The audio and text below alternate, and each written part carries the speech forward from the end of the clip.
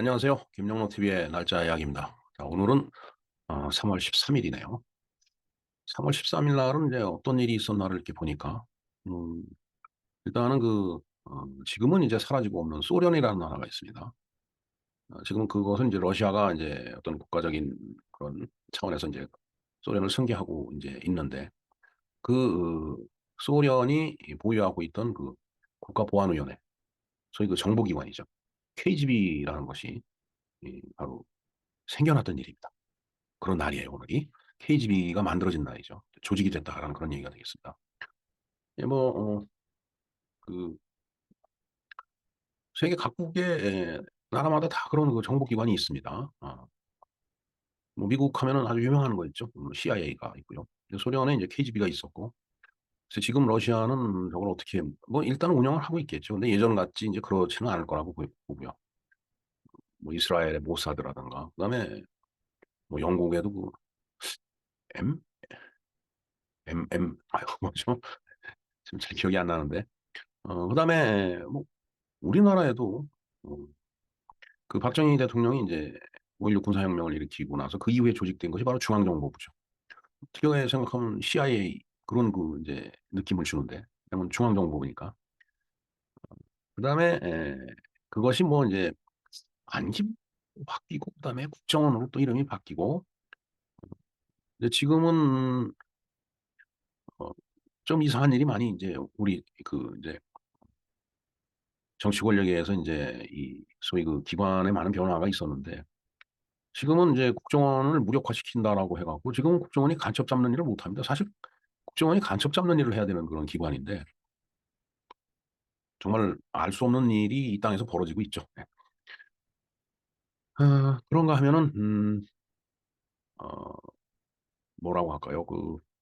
요즘은 진짜 뭐 국정원이 국정원이지 뭐 아니면 또 이름이 또 변했는지 좀 알 수가 없습니다. 하도 그냥 뭐 요동치듯이 많은 변화가 있어갖고 그런 기능도 이제 없어지고, 특히 이제 이 중앙정보 뭐 하면은 산업에도 상당히 이 영향을 미치는 그런 이제 정보기관이죠.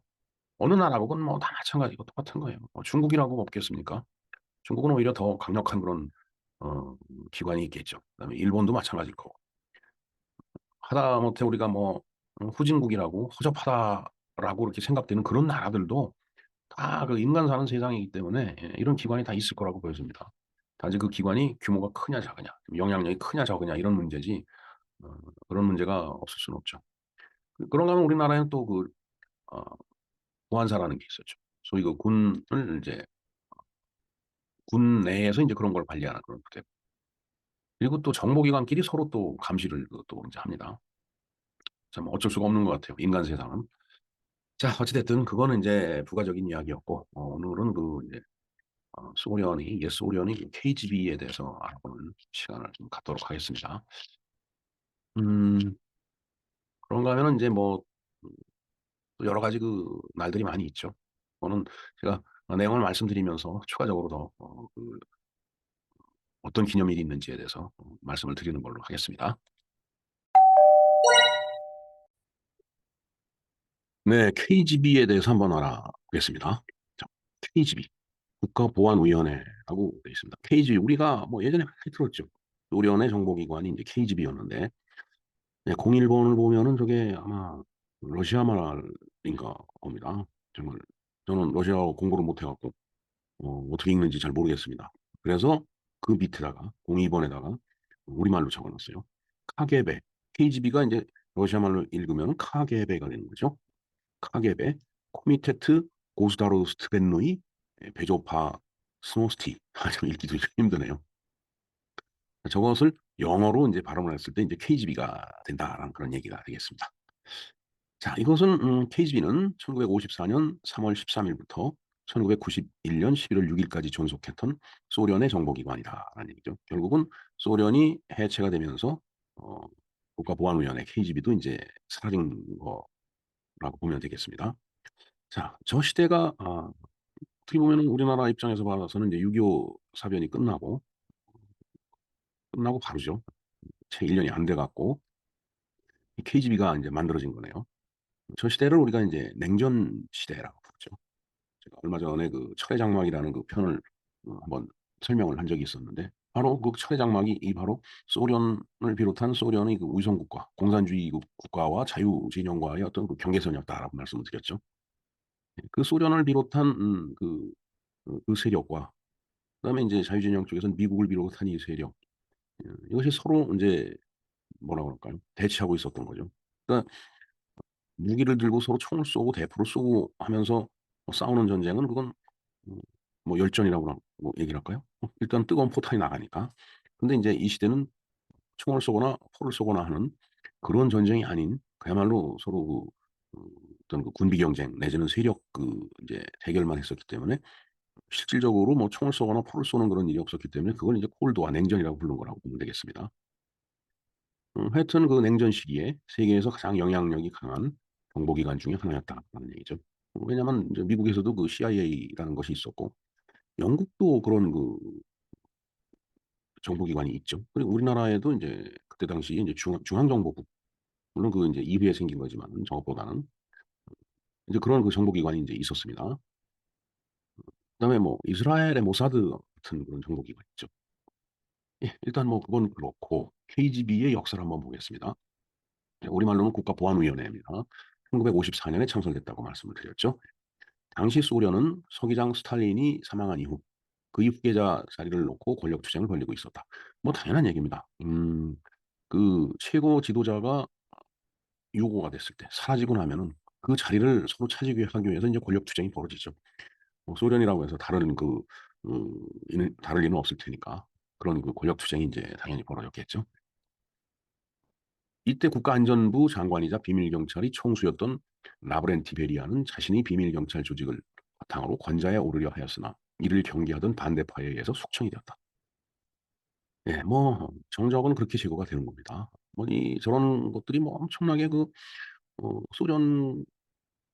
소련 같은 그런 아주 독재 국가에서 일어나는 일 뭐 이렇게 받아들이겠지만 사실은 이건 인간 세상이라면 다 똑같아요. 뭐 미국도 마찬가지고 우리나라 똑같다고 보면 됩니다. 인간은 서로 그 권력지향적이고 '권력은 부자지간에도 나누지 않는다.'라고 할 정도로 권력의 달콤한 맛이 있죠. 그래서 인제 저렇게 반대파는 숙청을 하는 거죠. 숙청이라는 게 어 글쎄요. 이런 독재 국가에서는 뭐 사람을 죽인다든가 뭐 그런 방법을 많이 썼겠지만은 서법적인 그 처단도 그것도 숙청입니다. 서법적인 살인이죠 말하자면은. 자 두 번째 볼까요? 베리아는 기존의 국가안전부 조직을 기반으로 자신이 이 권력을 가지고자 했으나 그러니까 기존의 국가안전부 조직이 있었던 거죠. 뭐 그런 기본적인 조직은 뭐 어느 국가나 다 가지고 있는 거니까. 자 그의 처형 이후 인제 숙청이 됐으니까 제1 서기 자리에 오른 후르쇼프는 정보기관을 한 부서로서 편성한다는 것이 매우 위험한 일이라고 생각을 했다. 후르쇼프. 옛날에는 후르시초프라고 했습니다. 근데 요즘에 와서 저 표기법이 바뀌었더라고요, 후르쇼프로. 그래서 저는 인제 어렸을 때 인제 스탈린이라는 이름보다는 후르시초프라는 이름을 많이 듣고서 인제 자랐죠. 그 뭐 세대가 그렇기 때문에 어쩔 수는 없을 것 같습니다. 제가 태어나서 인제 뭐 방송을 듣고 사람 이름을 기억하고 할 당시에는 이제 후르시초프가 인제 있었으니까 그런 거죠. 따라서 후르쇼프는 국가안전부를 부위원회 수준의 이 권한으로 격하를 하고 동시에 국가보안위원회를 공산당 직속 정보기관으로서 일부 제한을 했다라는 얘기죠. 그럼에도 불구하고 이 KGB의 그 어떤 역할이라고 할까? 그 위상은 막강했던 거죠. 13 번째 볼까요? 냉전 기간 동안 국가보안위원회 KGB는 소련의 정보기관이자 방첩기관이었다. 즉 정보를 수집하는 기관이기도 하지만은 방첩, 소위 그 스파이를 색출하고 처단하는 방첩기관이었다라는 얘기죠. 그리고 첩보기관으로서 역할을 동시에 수행을 한다라는 얘기. 우선 첩보기관과 정보기관이 있는데 첩보라고 하는 것은 가공되지 않은 어떤 인포메이션이죠. 네. 그것이 인제 잘 가공이 돼서 어떤 그 명확한 그 흐름이나 방향을 갖다 읽을 수 있는 그런 정보는 바로 이제 정보가 되는 거죠. 그게 이제 음 자 첩보의 경우 미국 중앙정보국 CIA와 더불어 Central Information Agency죠. 예 CIA는 막강한 첩보기관으로서 영향력을 발휘했으며 세계 공산주의 활동을 정치 군사적으로 지원을 했다. 네. 그러니까 미국에는 CIA가 있고 그다음에 소련에는 KGB가 있었던 겁니다. 하지만 이와 더불어 국가보안위원회는 동시에 소련 내부의 적을 감시를 한다. 그렇죠. 내부적으로도 분명히 이 상황이 변하거나 시간이 흐르다 보면은 반대파가 생겨나고 그들은 또 인제 기존의 그 권력을 뒤집기 위해서는 여러 가지 그 인제 예 그 뭐 음모부터 모략을 꾸미죠. 그걸 미리 사전에 색출하고 제거하는 그런 그 기능도 또 동시에 갖고 있는 거예요. 그건 어느 국가기관이나 다 마찬가지입니다. 우리나라도 그 뭐 똑같다고 봐야 됩니다. 특히 정치적으로 소련에 반대하는 의사를 표현하거나 그러한 사상을 가진 인사에게 요원을 붙여서 철저히 감시를 했다. 어마어마한 일을 KGB가 인제 좀 해온 거네요. 뭐 어마어마하다기보다는 저게 기본적인 업무라고 보면 될 겁니다. 국가보안위원회 즉 KGB는 소련 시절 대테러전에 담당할 특수부대도 창설을 했다. 알파 부대가 1980년 모스크바 하계 올림픽 당시에 테러를 대비해서 인제 창설을 했다라는 얘기죠. 저때 당시에 모스크바 올림픽이 이제 반쪽짜리가 됐죠.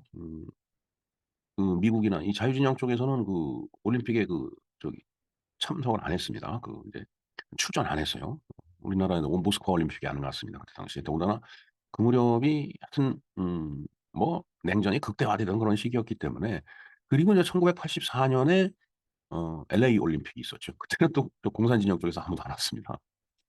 그러다가 1988 년에 서울 올림픽이 벌어지면서 양쪽에서 다 출전을 한 거죠. 그렇기 때문에 서울 올림픽이 굉장히 큰 의미를 갖고 있는 겁니다. 그다음에 이제 빈펠 부대라는 게 있네요. 비상사태를 대비해서 행동할 수 있도록 창설했다. 뭐 비상사태라고 하는 건 언제나 일어날 수 있는 거니까요. 그러나 이들 두 부대는 뭔가 테러와 비상사태를 대비해서 만들어진 그런 그 부대인데 특수부대인데 그 두 부대가 1991년 8월 반 고르바초프 쿠데타에 의해서 쿠데타에 대한 진압 명령을 거부했다. 밑에도 잠깐 얘기가 나오지만 1991 년에 어 사실 고르바초프 대통령이 인제 페레스트로이카라고 해서 인제 소련을 개혁을 하려고 엄청 그 이제 노력을 한 이제 대통령입니다 사실은.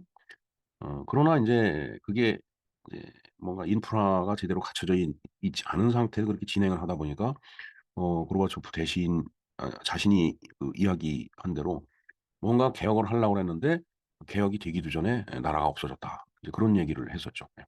그만큼 음 고르바초프는 나름대로 소련이라는 사회를 뜯어 고치려고 했던 건데 결국은 음 안 된 거예요. 그러면서 저렇게 쿠데타도 일어난 거죠. 근데 그 쿠데타를 진압하라고 했는데 진압 명령을 거부를 했다.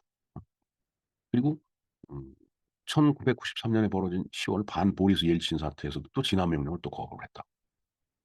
이제 그러니까 인제 개혁을 하려고 했던 그 어떤 나름대로의 어떤 계획이라고 할까 그런 것들이 제대로 진행이 안 되는 거죠.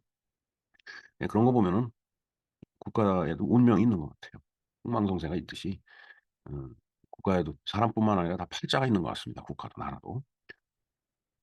1991년 국가보안위원장이었던 블라디미르 클추코프가 참 이름도 어렵습니다. 쿠데타를 일으켜 고르바초프를 몰아내고 정권을 잡았으나 뭐 진압 명령을 했는데 안 했 거부를 했으니까 인제 고르바초프가 인제 그 쫓겨난 거죠. 그러나 국민이 또 그 크루츠코프를 지지를 안 한 거예요. 국민들의 대대적인 반대로 또 인제 실패를 한 거죠. 그렇게 되니까 인제 고르바초프도威信이 떨어지고 소련 정부도威信이 떨어지고 KGB 자체도 권위가 추락하고 인제 이런 결과가 된 거죠. 그해 12월 말 소련이 해체되자 국가보안위원회 역시 해체가 됐다. 뭐 나라가 없어졌는데 뭐 그 나라 밑에 있었던 보안위원회가 뭐 존재하겠어요. 그 나라를 대치한 다른 세력들이 또 음 당연히 경계를 하지 않겠어요. 나를 감시하던 그런 위원회인데 KGB인데 이런 식으로 받아들였겠죠. 그러니까 인제 그것도 해체시켜 버리는 거예요. 그러면서 또 나름대로 또 인제 어 새로운 걸 만들겠죠. 자 소련의 구성국 중 가장 큰 국가였던 러시아. 근데 러시아가 제일 커 갖고 소련은 그대로 인제 승계를 대부분 했다라고 대부분 한 거죠. 그래서 해외 첩보를 담당하던 제1 총국이 해외 정보국으로 그다음에 국내 보안 업무를 담당하던 2 총국이 연방 보안국으로 각각 개편되어 오늘날까지 이어지고 있다. 자 그러니까 소련이 KGB를 유지를 했지만은 어 인제 러시아가 인제 그 소련 연방이 해체되면서 인제 러시아가 인제 다시 인제 나라로서 인제 그것도 독립이라면 독립이죠. 나라로서 역할을 하게 되니까 지난날에 소련이 갖고 있었던 여러 가지 제도와 그다음에 뭐 국제적인 관계와 이런 것들을 러시아가 전부 대부분 인수를 했어요. 인수인계를 한 거죠 그렇게. 그러다 보니까 이런 소위 이제 정보 기관도 그 이렇게 그 새로운 러시아의 어떤 그 실정에 맞게끔 다시 이제 개편이 된 겁니다. 자, 구조를 볼까요? 제1총국은 해외 첩보, 2총국은 국내 안보 및 방첩. 이건 KGB의 구조죠, 옛날에. 그다음에 3총국, 군사 방첩이네요. 이게 뭐, 있다가 사라지고 다시 만들어졌다 또 사라지고 뭐, 또 그 변경이 되고 뭐 이제 이랬던 그 역사를 갖고 있습니다. 54년에서 60년까지는 제3총국인데, 그다음에 3국으로 바뀌어갖고서 군사 방첩을 담당한 건 69년부터 82년까지. 그다음에 82년부터 91년까지는 또 3총국으로 있었다는 얘기죠. 그다음에 4국도 사라졌다가 이제 다시 만들어진 거네요. 4국이 반볼셰비키, 반소비에트 분자를 감시한다. 볼셰비키가 사실은 그 맨셰비키를 이제 이기고서 흑백 전쟁에서 이겼죠. 그래서 이제 소련 그 소비에트가 탄생을 한 건데 그 소비에트에 반대하는 사람들을 갖다 감시를 한 거죠. 네, 그러면서 81년부터는 수송 시설을 이제 보안 담당을 했다. 그다음 5국이 있네요. 그다음에 5국이 또 4국이 하던 일을 갖다가 이제 이렇게 업무 승계를 했고 또 종교인까지 감시를 이제 했다. 있습니다. 그다음 6국 수송 보안 시설 담당하다 경제안보 및 산업안보 담당을 맡겼고 7국 산업시설, 8국 암호해독 통신보안 아주 중요합니다. 9국 정부와 당 지도자 보호, 10국 크렘린 경비 담당, 14국 의료 건강시설 담당, 15국 15총국 비밀시설 및 안전시설 관리, 16국 전신보안 및 암호해독, 국경수비총국, 국경수비죠, 보호국, 법률집행을 보호하고 작전기술국, 군사시설 건설국, 대국민 업무센터, 언론, 노동조합, 인민여론에 대한 국가보안의 선전선동을 담당하다. 정말 뭐 이건 어느 국가나 이런 기관은 다 있습니다. 또 저런 역할을 하는 그 비밀 요원이나 첩보 요원 이런 사람들이 없으면은 어, 국가 사회가 언제 어떻게 그 무너지고 망가질지 알 수가 없는 거죠. 사회를 지탱하기 위해서는 이제 저런 비밀 첩보 기관도 당연히 필요하다는 그런 얘기가 되겠습니다. 자, 역대 위원장이 이제 뭐 이반 세로프, 셀레핀, 그다음에 블라디미르, 아, 세미차스트니, 그다음에 유리 안드로포프. 안드로포프도 나중에 그 서기장을 했죠. 기억에 좀 그렇습니다. 안드로포프라는 이름도 많이 들었었어요. 그다음에 비탈리 베트로추크, 빅토르 체브리코프, 블라디미르 크루츠코프. 이 크루츠코프가 이제 그 고르바초프를 이제 몰아낸 사람이죠. 레오니크 쉐바르신, 바딘 바카틴. 이름도 어렵습니다. 자, 뭐 이 내용은 사실은 자료를 이제 제가 많이 요약을 해놓은 거고, 어, 이 나무위키 백과사전에 들어가 보면은 이런 내용들이 이제 자세하게 설명이 되어 있습니다. 그래서 제가 자료를 링크를 제가 걸어 드리겠습니다. 자, 그다음에 이제 우리나라에도 KGB가 있죠. KGB 포장이 있습니다. 뭐 우리 요즘도 이제 길거리 이제 지나다 보면 이제 KGB 포장해서 많이 이제 다니고 그러는 걸 이제 보는데 이게 뭐의 약자인가 했더니 고려 골든 박스의 약자들 KGB가 고려의 K 그다음에 골든의 G 박스의 B 그래서 KGB가 이제 된 겁니다. 그래서 아주 그 이제 물류 이제 업체인데 그 발상이 상당히 독특했던 것 같습니다. 그 상호를 짓는데 아주 참 훌륭한 그 장명을 했던 것 같아요. 지금 회사 이름을 짓기가 참 쉽지가 않죠. 굉장히 망설여지고 과연 이 회사 이름을 정했을 때 회사가 잘 될 것인가 이런 고민을 하다 보면 회사 이름 짓기가 쉽지가 않아요. 자, 그다음에 첩보기관의 그 요원같이 바바리 코트에 선글라스를 낀 사나이가 딱 서 있네요. 멋있습니다. 네. 일단은 이제 우리가 13일을 까지 해서 KGB에 대해서 알아봤는데 13일이 또 달고나 데이라고 그래요. 우리 참 어려서 달고나 이거 많이 만들어 먹었죠. 네. 그래서 이제 이 달고나 데이에 대해서 그다음에 어, 그 3월 14일 3.14니까 이제 원주율이잖아요.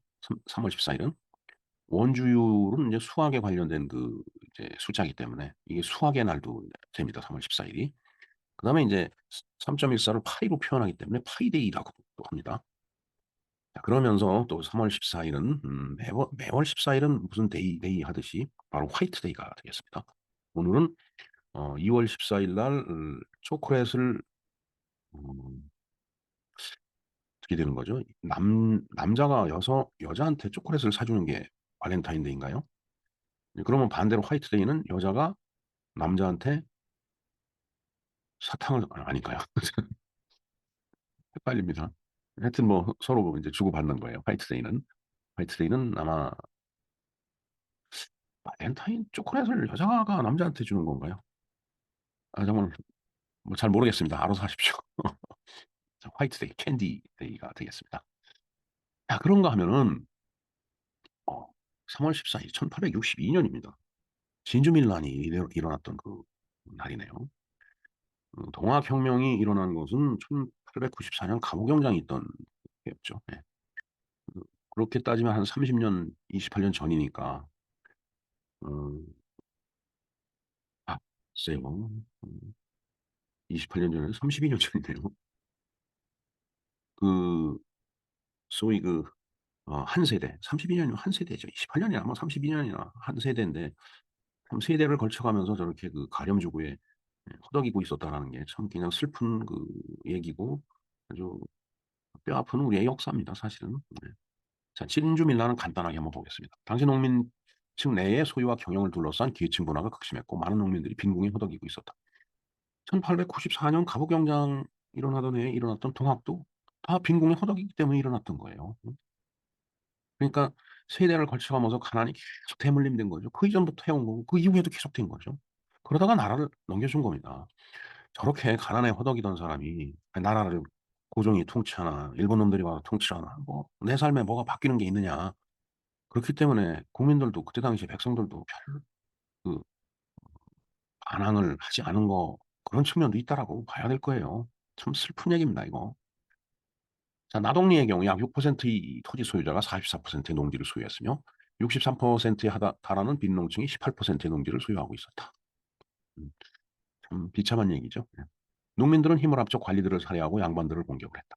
공기가 일어나자 조선정부는 안핵사는 이게 그 내용을 파악하는 그 이제 관리죠. 박규수, 그다음에 암행어사는 처벌까지 할 수 있는 사람이죠. 이인명 등을 파견해 수습하도록 했다. 박규수는 삼정의 문란, 특히 훈곡의 문란이 있다고 분석하고 이를 해결하기 위한 삼정의 구조적, 제도적 개혁을 촉구를 했다. 진주밀라는 기본적으로 반봉건 투쟁의 성격을 지니고 있으나 개항 이전의 시대적 한계로 지주제 개혁과 농민적 토지 수의 실현에 대한 농민들의 요구는 반봉건 투쟁의 전반적인 강도와 수준에 비해서 미약한 편이었다. 사실 뭐 어, 참 저런 그 밀란이 일어나도 뭐 정부군이 무기를 들고 진압하러 오면 사실 뭐 방법이 없죠. 네. 네.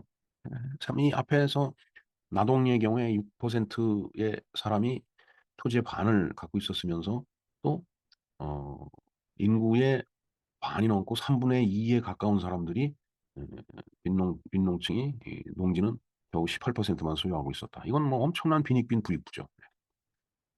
저런 그 아주 봉건적인 그런 그 형태의 경제 구조가 사실은 조선왕조 500년 내내 있었던 거예요. 뭐그 이전에도 뭐 마찬가지였겠죠.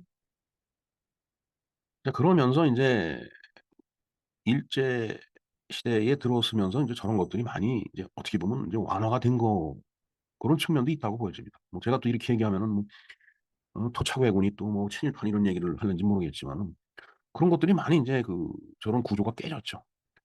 그러나 이제 결정적으로 농민들한테 토지를 돌려준 그 사람은 바로 이승만 대통령. 그 조봉암인가 그 농림부 장관 물론 이제 뭐 같은 그런 그 이제 고민을 했던 사람들이겠지만 정말 그 토지를 갖다 농민들한테 돌려준 거예요. 응? 그러니까 우리 이 대한민국은 남한이죠. 음, 유상 매입과 유상 분배를 하는 거예요. 그러니까 토지를 많이 가진 사람들이 그 이제 토지를 국가에 내놓는데 물론 이제 그때 토지주들이 다 협력을 한 겁니다. 이승만 대통령의 정책에. 토지를 내놓으면서 인제 그 보상을 받았죠. 유상으로 산 거예요 그러니까 국가가. 그러니까 비록 제값을 쳐서 받지는 못했겠지만 그래도 엄청난 그 인제 자본을 인제 그 받게 된 거죠. 그게 인제 어 소위 그 토지 자본이 이제 산업 자본으로 인제 바뀌는 그런 그 순간이 되는 겁니다. 우리나라의 산업화가 이때부터 바닥이 이제 견고하게 인제 다져지기 시작한 거라고 봐야 돼요. 그다음에 농민들한테는 몇 년에 걸쳐서 그 대가를 갖다 지불하면은 그 토지에 대한 어떤 소유권을 갖다 이렇게 다 넘겨줬어요. 그러니까 유상 매입에 유상 분배를 한 겁니다. 저는 이 토지 개혁이 상당히 그 합리적이었던 거라고 봅니다. 그리고 국민들의 마음, 특히 농민들의 마음을 갖다가 아주 어 정말 긍정적으로 이 산 그런 인제 정책이었다라고 해서 글쎄 얼마 전에 그 건국전쟁에 보면은 그 한동훈 지금 국민의힘 비대위원장이 출연을 해 갖고 다큐멘터리니까 이 토지 개혁, 농지 개혁에 대해서 얘기를 하죠.